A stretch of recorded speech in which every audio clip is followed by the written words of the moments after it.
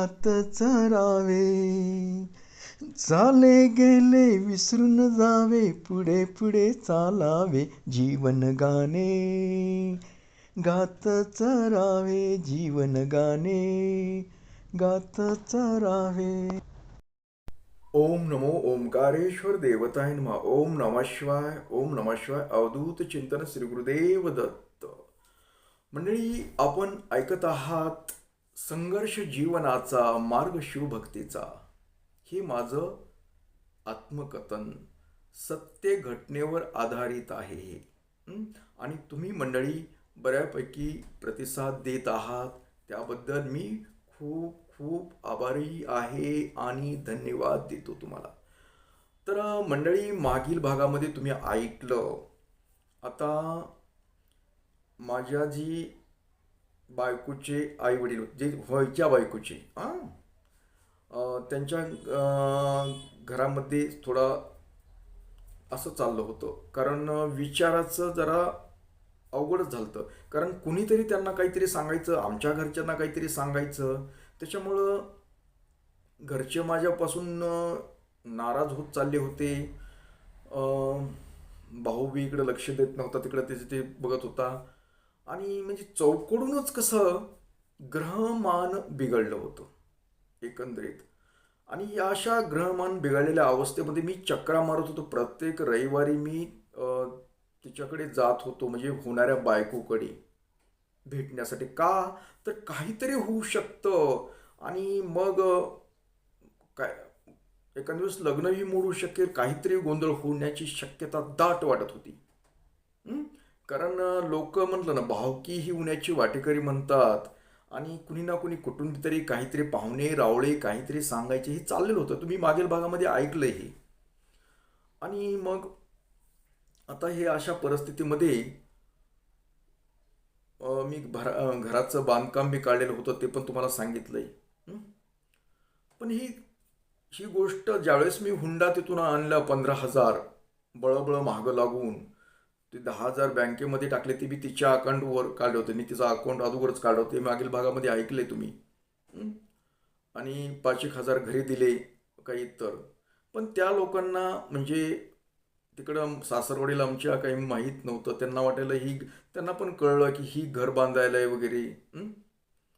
आणि आपल्याच पैशावर बांधायला. आता मामलत किती होती, घर तरी का मी काही बिल्डिंग वगैरे बांधायला होतो का स्लॅबचं बांधायला, साधं सिंपल पत्र्याचंच बांधायला होतं. फक्त कशासाठी बांधायला होतो, खूप जुनं घर होतं, ते थोडं नवं डागडूग करायला होत होतं आपण. मग असंच गेलो होतो. आणि मग गेलो, तिला भेटलो आम्ही, बाहेर समजा आलो गप्पा मारलं. मग तिनं हळूच काढायला प्रश्न की घर बांधायचं काहीतरी असं चाललंय, असं करायचं तसं करायचं. म्हणजे कशाला तुम्ही मग एवढं मग अदुगर वगैरे काहीतरी थोडंसं काहीतरी बोललं. मी म्हटलं, अगं तुझ्या माझ्या संसाराला आणि काय हवं, तुझ्या माझ्या लेकराला घरकुल नव, नव्या घरामध्ये काय नवीन घडलं. आता ही घडायच्या अगोदरच आमच्यात भांडणं चालली होती. ती पुढे घडायचं होतं काही काही. तर या तिनं विचार केला, तुम्ही म्हणजे हुंड्याचे पैसे तुम्ही ते घरालाच असं केलं का, त्याचं काय करायचं सोडून, मला सोने ना मग काय द्यायचं, साड्या काय काय घ्यायचं सोडून तुम्ही असं तसं चालू केलं. म्हणजे थोडीशी रागावली.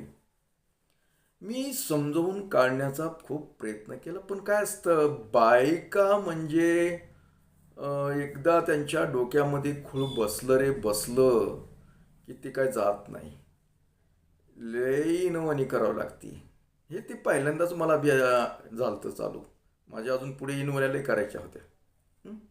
मी असा संघर्ष चालला होता घरामध्ये, म्हणजे आमच्या दोघांमध्ये. किंवा ती म्हणजे तिला तिला काही वाटत नव्हतं मोडावं असं काही. तिचं मनातून एवढं बी नव्हतं काही म्हणायचं. पण काय असतं, प्रेशर येत होतं घरातून. आणि ती प्रेशरमुळे ती तशी बोलत होती, अगर ते थोडीशी नाराज होती. म्हणून मी तिची नाराजी करण्यासाठी गोड गोड बोलायचा प्रयत्न करायचा, काही करायचा. आणि ही गोष्ट तिच्या घरच्यांना समजायला लागली की ही पोरग महाग लागलंय. हं? पोरगं महागलं. पोरगं महागं लागलेलं नव्हतं. पोरगं महागं लागण्याचं कारण होतं मुलगी सुंदर आहे म्हणून महागं नव्हतं, काही नव्हतं. हा प्रॉब्लेम असा होता की नको. मी पण विचार करतो लग्न मोडणं म्हणजे चांगली गोष्ट नाही. हं? एखाद्याचं लग्न मोडणं म्हणजे चांगली गोष्ट, शुभ गोष्टी मानल्या जात नाही. मी देवधर्मातला माणूस. हं? जे आहे, आता मला मोप कळायला होते चुका आहेत, ती माणसं आपले ऐकत नाहीत, अगर माणसं वेगळ्या विचाराची आहेत, हे मला चांगलं कळत होतं. परंतु काय करायचं म्हणायचं मी. हं? मी म्हणायचं काय करायचं, आपल्याला त्यांच्याबरोबर संसार करायचा आहे का, संसार करायचा मुलीबरोबर. हं? आणि ती आपल्या हळूहळू आपल्या सवयीमध्ये ती आल्यानंतर तिच्यामध्ये बदल होऊ शकतो. हं? त्यात काय एवढं. म्हणून मी त्यांचा विचार जास्त करत नव्हतो. पण मी तुम्हाला आत्ता सांगतो मंडळी, तुम्ही जर लग्न करायला असताल, लग्न कुणी आता समजा लग्नाच्या वयाचे असताल, तुम्हाला लग्न करायचं असेल, तर असं समजू नका की मुलगीच नुसती पाहू नका. एक तुम्हाला अनुभवातून सांगतो मी तुम्हाला, नुसती मुलगी पाहून चालत नाही. कारण मुलीच्या घरचे लोक सुद्धा चांगले असले पाहिजेत. हे माझा अनुभव आहे. आता माझ्या इतके काय वाईटचा नव्हता प्रकार, पण काय करतात ते समजून घेत नाहीत समोरच्या माणसाला. बऱ्याच वेळेस आता आमच्या पुढे बी लग्न झाल्यानंतर बऱ्याच चुका वगैरे काही काही झाल्या, तर ती समजा झाली तर ती त्यांच्याच मुलीची बाजू मांडतात. म्हणजे समोरच्याचा काही विचार केला जात नाही. पण खरं तर म्हणलं तर कुठलीही वडीलधारी म्हणजे आपल्याकडे आई वडील असतील, अगर मुलीकडे आई वडील असतील, त्यांनी दोघांची माणूस समान मांडायला पाहिजे. समजा मुलाकडून चुकत असेल तर मुलाला समजावून सांगायचं, मुलीकडून चुकत असेल मुलीला समजावून सांगायचं. एकच बाजू धरायची नाही, नाहीतर दोघांना समजावून सांगायचं की दोघांना करू नका, व्यवस्थित राहा, असं दोघांना सांगितलं. पण नेमकी ही गोष्ट होत नव्हती. बऱ्याच वेळा ही माझीच चूक आहे हे त्यांच्या म्हणजे मनावर चाललेलं होतं. हं? कारण मी किती असा आहे, पोरगा किती विचित्र आहे वगैरे वगैरे वगैरे, आमचा ठसा चालू झाला होता. मला आमचं लग्न तरी झालं बी नव्हतं, तर नुसतं जमलं होतं. हं? आणि त्यांना लक्षात आलं की ही काहीही करून पोरग म्हणजे ही करतंयच पोरगी आणि काही नाही. पण त्यांना ते गोष्टी मान्य होत्या, कारण याला कुणी नाही मागं पुढे, आणि ह्याला काय आता पैसे काही नाही दिलं, समजा आपण बोलीतलं कुठली गोष्ट नाही दिली तरी काय नाही, ही पोरगी करतं. कारण मी बोलून दाखवत होतो, नाही मला तुमच्या कशाचीच गरज नाही. बऱ्याच वेळेस मला तुम्ही काही देऊ नका, काही देऊ नका म्हणलं. मला मला मी फक्त पोरगी पाहिजे मला, अशा बोलण्यानं. कारण मी जे आहे पोटामध्ये ते मी आपलं बोलून दाखवत होतो. त्याच्यामुळं काय व्हायलं की त्यांनी वळकून सोडलं, ही कसं बी करून पोरग आपण मोडायचं, लग्न केलं तरी ही काहीतरी करणार आहे कुठं ना, ही त्यांना पण भीती होती. कारण मी बोलून दाखवत होतो, तुम्ही लग्न मोडलं तरी मी मुलीला पळवून नेहीन. हम्म. का मला लग्न मोडणं हा मी हे करायचं नव्हतं. मी बोलत होतो, काही बोलत होतो, विचित्र बोलत होतो. हम्म? कारण ती कुठं घाबरायले होते. आता ह्या मुलीचं लग्न मोडलं तरी बाकीच्या 3 मुली आहेत, पुन्हा बदनामी उगच म्हणते लग्न कसं काय मोडलं, पहिल्याच मुलीचं कसं काय झालं असं तसं. हं? म्हणजे वाटायला ना. तर ह्या अशा गोष्टी आमच्या मामापर्यंत बी पोहोचल्या होत्या की म्हणजे असं करायला पोरग तसं आहे ते अमुक तुमुक. मग ते मामा म्हणले, अरे तू तसं म्हणजे का करायला, म्हणजे असं एकदम सहज म्हणले. म्हणलं मामा मी पोरगी तर त्यांच्यातली करणार म्हणलं. त्यांनी मला मुद्दाम म्हणून असं करायलेत ना, मला द्यायचीच नाही, पण मी पोरगी मग पळून नेणार म्हणलं, काहीतरी करणार. नाहीतर मग म्हणलं ती बारकी पोरगी आणि तिची बारकी बहीण ती करतो म्हणलं मी. मग ते म्हणले येडेस का काय म्हणले, अरे ती पोरगी चांगली नाही म्हणली. त्यावेळेस मी तुला सांगितलं ना, पोरगी ती बारकी काही एवढी चांगली नाही, म्हणजे दिसायला चांगली नाही, ही गोरी गोल. अहो म्हणलं गोरी गोमटी म्हणलं, पण पोटात सुरी खुपसेल ना म्हणलं, काय सोन्याची सुरी म्हणलं पोटात खुपसून घेऊ का. हा, म्हणलं ही ही पोरगी बोलती म्हणलं विचित्र, बापाचं मायबाचं ऐकून. म्हणले असू दे म्हणले, समजून घे, ती देवा देखत. मग मी म्हणलं हो. मग ती एक प्रश्न अजून वाटायचा की ही देवात आहे, कधीतरी आपल्याला उपयोगाला पडणार आहे ही, म्हणजे देवाचं कार्य आहे, देव तर आवडत आहे ना. अशाच्या गोष्टीवर मी सगळ्या चुका काही झालं तरी खपवून घेत होतो. तनतन करायचं, पण परत तिथंच यायचं. हं? असं करत करत करत करत करत आमची एकदाची कशी तरी ही तारीख मागं पुढे मी घर बांधायला इकडं चालू केलं होतं. मग हे म्हणलं आता हे लग्न करायचं म्हणल्याच अर्धवटच घर.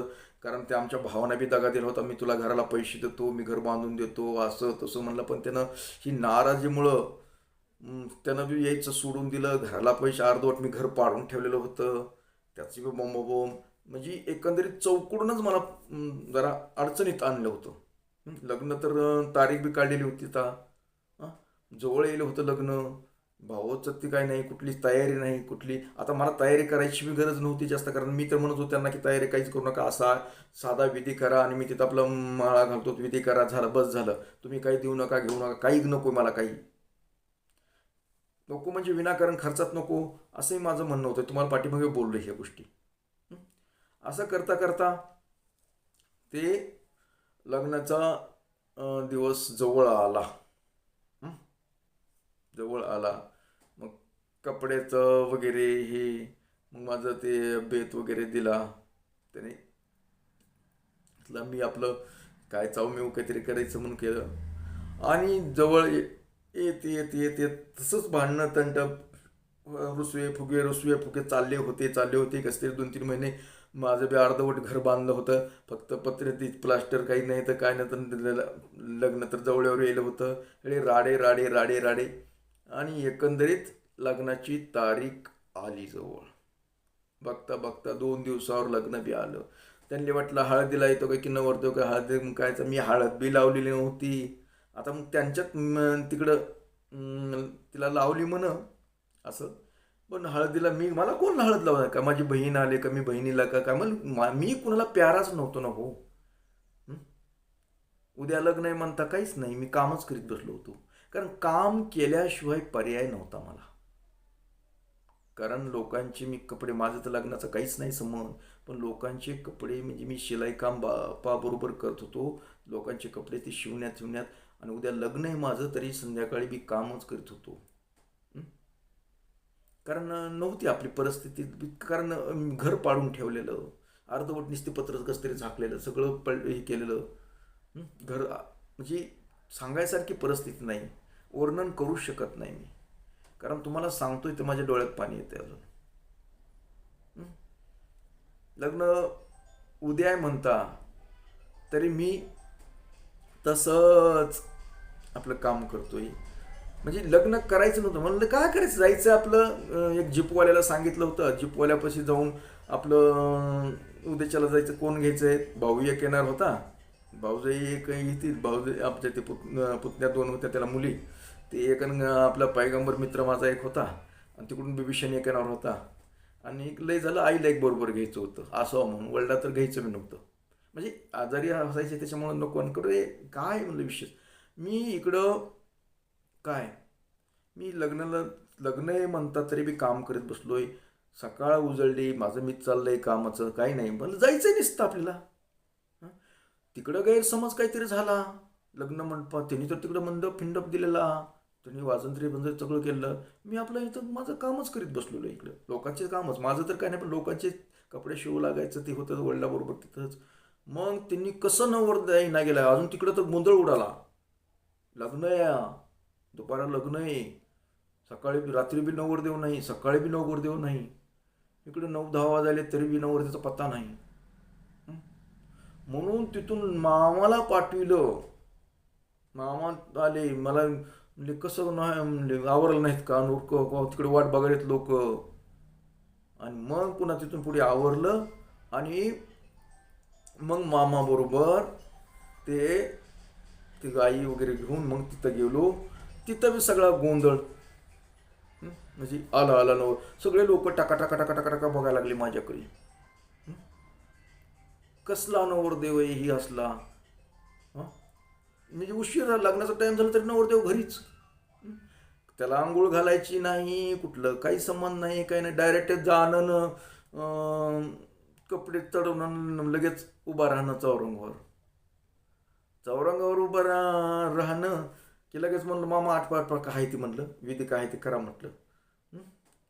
काय नाही म्हणलं, विधी करायचं म्हणलं तर त्यांनी मामाने आपलं चालू केलं. मामाच आमचे भटजी बुवा झाले होते. हं? मग ते हात बांधले मग धर म्हणलंय तिला म्हणलं. धर म्हणलं हाताला असं धर म्हणलं हाता नारळ ठेवलं झालं. मी बोलतच होतो. काय लोक बघायला लागले म्हणले काय विचित्र माणूस आहे म्हणले, ही हातानंच असं करतोय. हा लोकांनी वेगळं म्हणजे जी लोक आलेले लग्न लावायला त्यांनी विचित्रपणा वाटायला आपला काही येडे का काय, कुठल्या माफात बसत नाही पोरग ही काय. मग ज्यावेळेस फेरे घालायला लावले, फेरे असं हात धरून लावायचे, फेरे घ्यायचे असतात 7 फेरे, तो आम्ही धरलं म्हणलं कशात गाठ धर मला हाताला म्हणलं चल धरला हाताला नाही गेलो आपलं वळ करीत. काय आता लग्न करायचंय आपल्याला, लग्न करणं, तू माझी बायको झाली सर त्याला काय लाजायचं आणि जायचं म्हणलं. तो लोकांना हसावं का रडावं काय काही कळना गेलं. तो आमच्या मिसेसला अगर तिथल्या त्या आमच्या पाहुण्याला टेन्शन यायला काय याचा प्रकार आहे म्हणलं. मग ह्या असल्या गोंधळामुळं सगळे बावचळून गेलेलं होतं वातावरण. मग ते जेवायला हे सगळे जेवायले लोक मग जेवायला बसविताना ती त्यावेळेस थम्सअपची बाटली आणि ते पुंगळ्या करून एका बाटलीमध्ये 2 पुंगळ्या करून असं प्यायचं असते का नाही. तर ती कुणीतरी बाटली दिली तर माझ्या ह्याला पिळा घालून ठेवलेला होता त्या पुंगळीला. वडता वडना गेले वडता वडित मला काय माहिती असली नाटकं करतात म्हणून. आणि ती आपली गुडगुड गुडगुड गुडगुड प्यायला लागली या एका बाटलीमध्ये 2 लावून. असं म्हणजे असं काही झालं मस्त फोटो चालले पण माझे वातावरण बघून सगळं झाले. मग त्यांनी काय पसारा वगैरे काही द्यायचं ठरवलं होतं, काही भांडे कुंडे काही नाही. आणि मग ती असं वातावरण फिरवून बघून ह्याला द्यायचं का काही नेतं काय करतो काय नाही म्हणजे एक प्रकारे वातावरण खराब झालेलं होतं. मला कोणी सांगायची पंचायतच होती कारण मी माझं मत म्हणा लगेच गडबड म्हणलं चल ग बस गाडीत संध्या म्हणजे कारण आबाळ बी आलं होतं. आणि असल्या गोंधळात लोकांनी काय वाट लावणं का काय की ती रडापडी चालली होती. म्हणलं चल चल बस म्हणलं गाड्यासमोर बळ गाडीत मीच बसविला झिपड्यामध्ये. तसलं झिपडं होतं ते कोणत्या जुन्या काळातलं झिपडे तेव्हा का आमच्याकडे कुठं कारण फिरा काय होत्या असल्या. घरी येऊस तर काय काय बोल नाही. मग एक करवली म्हणून आमच्या मामाचीच मुलगी होती, ती चुलत मामाची मुलगी, ती एक बरोबर आली होती तिकडून, बाकी कोणी नव्हतं आलेलं वाटतं. मग काय आलं तिथं काय संध्या मग हिकडलं जे वातावरण होतं आमच्या घरचं ते बी खराब होतं. आता नवरी आली म्हणून तिचं काय ती ओवाळायचं का काय नाही. कोण ओवाळणार आहे, कोण कुठले ओवाळणार काय आमचं संबंध नाही. अशा प्रकारे आमचं म्हणजे लग्न तशा तिथं गोंधळातलं म्हणजे जसं जमलं तसं गोंधळ चालू होता. म्हणजे काही फक्त मी तटून धरत होतो. म्हणजे कुणालाच माझ्या लग्नाविषयी कुणाला प्रेम नव्हतं, काय नव्हतं करायला काय नाही, कुणाचं सह नाही. इथं भाऊजाईनं ओवाळलंच नाही, अगर आईनं कुणी इथं नवरीला असं आलं ताट आपलं ती माप पाडणं नाही, कुठलं काही नाही डायरेक्ट घरात येणं. आता हिला एकदम कावऱ्या बावऱ्या झालं. आता कुणी तिला बोलायला बी तयार नाही. दुसरी माणसं काय आणलंय की विचित्र प्राणी. लोकांची उत्सुकता कळायचं बाजूला. मीच म्हणलं खात नाही, खायचं पत्ता नाही कुठलं काय नाही. कशाचं काय तुम्हाला सांगू मंडळी, उगा आठवत आहे मला, मी कटमध्ये सांगतोय. दुसऱ्या दिवशी मला एक लग्नाची ऑर्डर घेतली होती फोटो काढायची. आमच्या मित्राचेच लग्न होतं तिकडं लातूरकडे. आणि ह्याचं हे असलं गोंधळ हे करण्यात काही झोप नाही रात्रभर. त्या पुरीला एकटं सोडून कसं तिच्या कायचं काय. मग ते त्या ऑर्डरला बी गेलो दुसऱ्या दिवशी. तरी आम्ही लग्ना दिवशी थोडासा तेवढा वेळ भेटला, दुसऱ्या दिवशी लगेच कामाला लागलो. मग कसं ते सत्यनारायण वगैरे करायचं त्याला बी आपलं कसं तरी काहीतरी केलं. आमची ती सुवास रात नाही की कांद्याची पात नाही की काही नाही. कारण आम्हाला घरच नव्हतं, घरात कुठं करायची. त्या घराला घर बांधकाम त्याला दरवाजा बी नाही, कुठं करायची सुहागरात. ती सुहागरात गेली खड्यात राहायचं काय नाही. आणि मग कसं तरी सत्यनारायण बऱ्याच मध्ये गोंधळ झाला हे केला काहीतरी. आणि मग आमच्या घरामध्ये जेच भांडणं चालू झाले म्हणजे दुसऱ्या 2 दिवसापासून की मी विचित्र होऊन की आमच्या भावाने भांडणं केले आणि त्यांनी असं ठरवलं आम्ही कुठंतरी मग दोघं जण, आता लय मोठ्या गोंधळ आहे ती सांगायला तर तेवढा वेळ नाही मला. आणि आम्ही कशाला देवाला पाया पडा का कुठतरी केला कशाला तरी गेलो होतो आम्ही. हम्म, काय मला आठवत नाही, मी आठवल्यास सांगेल तुम्हाला. हं? पण गेलो होतो आम्ही दोघं. तोपर्यंत तिथं काय झालं की सगळ्या ह्यांच्या घरातल्या पसारा घेतला, म्हणजे सगळं घर पूर्ण घर भरलं. घरातले सगळे सामान एक ना एक. तसं तर मी सासरवाडीकडून काही आणलेलं नव्हतं, फक्त बायको आणली होती. काय भांडं नाही, कुंड नाही, कुछ नाही, कुछ नाही, कुछ नाही. अशीच नुसती बायको घेऊन आलो होतो. आणि घरात जी आई वडिलाचं जे सामान होतं पूर्ण मशीनी फिसनी चट्ट त्यांनी आम्ही यायच्या अगोदर टेम्पो केला. टेम्पोमध्ये सगळं भरलं. ती गाय होती आमच्याकडे, ती विकून टाकली. आणि सगळं पूर्ण पसारा भरला. आणि आई वडील ती सगळे गेले घेऊन सगळं. आणि आम्हाला नुसतं कोरं घर ठेवलं. हं? आम्ही येऊन बघतो संध्याकाळी लोक वाट्याने बघायले टुकू टुकू टुकू आमच्याकडे, काय म्हणजे काहीतरी झालं काय की. आम्ही येऊन बघतो तर घरात सगळं भा, काही सामान नाही, काय नाही, काय नाही. धड आम्हाला खायला काही नाही बी, म्हणजे काही करून खायला बी भांडे कुंडे बी नाहीत. कारण आम्ही बी सासूरवरून आणलं नाही. घरात आई वडिलाची पण तिने बी ती सगळं पसारा भरून गुम. म्हणजे अशी मीटिंग झाली. हे ना लग्न असं केले म्हणून ह्याच्यापाशी राहायचं नाही आई वडिलांनी, म्हणून ती भाऊजाईने त्यांना घेऊन ते गेले बीडला निघून. मग काय आम्ही उपाशी त्या दिवशी. तिनं माझ्याकडे बघायचं आणि मी तिच्याकडे बघायचं. तिला काही कळना गेलं शहरातलं पाखरू. हं? तिला काय असलं माहीत नाही. मी फक्त धीर की भाऊ काळजी करू नको, जाऊ दे. मग कस तरी मला वाटतंय त्या दिवशी मग चुरमुरे काहीतरी फरसन काहीतरी आम्ही उलसं घेऊन आलोत. कारण आलो आणि संध्याकाळी थोडं थोडं खाऊन पाणी पिऊन झोपलोत. जीच आमच्या कर्माची कहाणी झाली संसारातली म्हणतात तेव्हापासून ही आणली मुलगी. आणि म्हणजे जी चालू झालं म्हणणं संघर्ष पुन्हा अजून जबरदस्त. एकटा होतो त्यावेळेस वेगळं होतं, आता ही मुलगी आणली. हं? घरात काही नाही. घरात फक्त एक शिलाई मशीन होती, ती मी घेतलेली होती म्हणून ती राहिली होती. बाकी सगळं घेऊन गेले चट सामान. तिला काहीच कळणार, ती गप एक शब्द बोलना गेली. नेमकं करायचंय काय. हं? रात्री कस तरी चुरमुरे आणि ते फरसन खाऊन भागवलं. आता हिला गावातलं माहीत बी नाही वातावरण, गावात कुणा शेजारी पाजारी ओळखी नाहीत, कुठलं काही नाही. नवीनच लग्न झालेलं. हं? हिला साडी नेसा येत नव्हती. अवघड म्हणजे प्रश्न काय होता. ती ड्रेसवरली पोरगी, साडी नेसायची माहीत नाही कधी, काही नाही. मग ती घरामध्ये गाऊन, आता ही लोकांना खेड्यामध्ये गाऊनवर राहिली बायको. ती बसायची सून म्हण गाऊनवरच राहते कसलं. लोक बघायला यायचे पण. मग दरवाजा लावून घ्यायचा. हिला बाहेर कुणाकडे बोलत सगळे लोक टुकू टुकू टुकू बघायची. म्हणजे शेजारी बाया सुद्धा ती आम्हाला साथ दिली नाही. कारण लोकांनी एकच वाटलं की ह्या पोरानं काहीतरी भानगड करून पोरगी आणलेली. हं?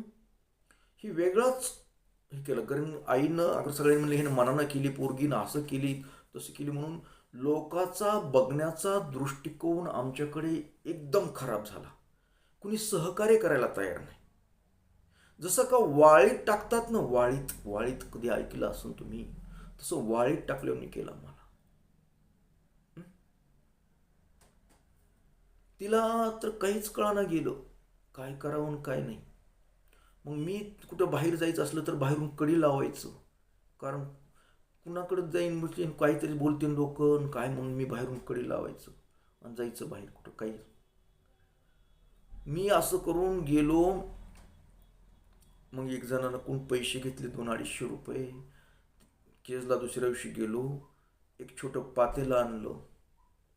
चहा पाणी भात तरी शिजवून खावा. पातेलं आणलं थोडंसं काहीतरी. आता हिला भाकरी बी येत नव्हत्या करायला, काही येत नव्हतं घरात, काही नाही तो. आता मग काय भात पीत काहीतरी करून काव बाहेरून आणून काहीतरी चालवायचं, हे करायचं. मग मी केजला तिला बाहेरून कडी लावून गेलो, मी कुलूप लावूनच, म्हणायला अडचण नाही, कारण हिला बाहेर कुठं काय माहीतच नाही ना. मी गेलो तर एक जणाकडून उसने पैसे घेतले, त्यानं काही 200-250 रुपये काहीतरी दिले मला. मला वाटते, बरं नाव आठवून मला, पण गेलो तिथं मी थोडंसं किराणा, थोडी साखर, चहा पत्ती वगैरे असलं काही काही थोडंसं चहा पाण्यासाठी, असं काहीतरी थोडं थोडं एक पातेलं, एक काहीतरी अजून असं भांड्यातलं सामान थोडं थोडं काहीतरी घेतलं, म्हणजे काम चालू. आणि घेऊन आलो. मग तीच आम्ही आपलं करून काहीतरी करायचं. मग ती शिलाई मशीनची एक होते का नाही, मग त्याच्यावर मी काय केलं, थोडंसं काहीतरी 10-5 रुपये मिळवण्यासाठी काम चालू केलं. आणि योगायोगानं ती पहिली रुटीन होती वडिलांची आगती, मग यायला थोडंसं त्याच्यावर चालवायला. पण तेवढं आमचं भागानं गेलं. लोक खेड्यामध्ये पैसे तरी कुठे देतात टायमिंगला. म्हणजे एकंदरीत आम्ही 8-10 दिवस निव्वळ चुरमुरेन फरसांवर काढले. नाही ते आता मी समजा आमचं सगळ्या गोष्टी आहेत, पण तिनं त्यावेळेस मला खूप साथ दिली बी. आता येड्यावणी करते, काय अडचण नाही, पण त्यावेळेसच्या काळामध्ये तिनं म्हणजे जे आहे त्याच्यात समाधान मानून, थोडक्यात नाराज असेल मनामध्ये तिच्या होतं नाराज, की आपण काय केलं, पण काय करते, इलाज नव्हता. याच्या महागं लागूनच आलोत असले झालं, गप्प बसून आपलं काढित. ह्याचं काय, आपलं चुरमुऱ्यामध्ये खाऊन 4-8 दिवस, मग थोडं थोडं 10-5 रुपये ते आणून काम करायला, शिलाईचं यायला लागलं. मग ती शिलाईच्या कामातून हे असं तसं करत करत मग म्हटलं आता, जी बापजादाच आमच्या बापानं सुरुवातीला 50 वर्षापूर्वी चालू केलेलं दुकानाचं ती परंपरा होती, ती पुन्हा चालू करायचं ठरवलं. पण भांडवल कुठे काय, म्हणजे सगळं काही घेऊन गेले होते, सगळं काही ठेवलं नव्हतं. एक आरमारी होती ती तसे, त्याच्यात आपलं थोडंसं. मग ती एक माझा दोस्त होता, मारोड्याचा, लोहिया म्हणून, केजला अजून आहे, ती मोठा माणूस आहे तो, आता मोठा झालेला आहे. त्याचं तर अगोदरच परंपरा म्हणजे मोठ्याच आहे. पण मी त्याच्याकडे, त्याचं किराणा दुकान आहे अजून, आता आहे का नाही मला माहीत नाही. पण तो त्याच्याकडे मी गेलो, म्हटलं असं असं आपल्याला किराणा दुकान थोडंसं चालू करावं लागणार आहे. म्हणलं जर लई परिस्थिती, लग्न केलं आहे तर असं असं झालं का म्हणलं. अरे महाराज म्हणले, काय नाही मी देईन म्हणले सामान तुला. म्हणलं हां, मी विचाराय आलोय म्हटलं. नाही नाही काय नाही, कधी लागलेच घेऊन जा म्हणलं. आणि मग त्याच्याकडून थोडंसं काहीतरी चाललं ते लोक, थोडंसं असं टपरीसारखं सामान असतं, की काडी बिडी असलं तेवढं काहीतरी घेऊन आलो वाटतं, मला आठवतंय. आणि मग ती आपलं ती काही, आणि त्या काळामध्ये कसं होतं, पैशावर व्यवहार नव्हते जास्त जास्त, थोडंसं म्हणजे जास्त नव्हते पैशावर जास्त झाले. त्यावेळेस सुद्धा धान्य देऊन धान्यावर ती सामान द्यायची थोडीशी होती चालू पद्धत. त्याच्यामुळं काय होईल, ती सामानाच्या बदल्यामध्ये धान्य येईल मला. आणि धान्य थोडं थोडं येल्यामुळं आमचं घराचं भागायला लागलं धान्याचं. हं? आणि पैसे काही असं म्हणजे सामान आम्ही, शिलाई काही, तिला बी शिलाई थोडंफार येतो, मग ती बी थोडंसं ही कर ती कर, तिला शिकवायला लागलो थोडंसं. म्हणजे एकंदरीत आमची परिस्थिती एवढी नाजूक झाली, म्हणजे नाजूक केल्या गेली. हं? मग जी भांडवल होतं, तर ती भांडवल जी तिच्या 10,000 टाकले होते, त्याच्यातली एक मशीन आणली मी, पिको फॉलची, जाऊन. आणि मग ती मशीन आणि आमचा संसार चालू झाला.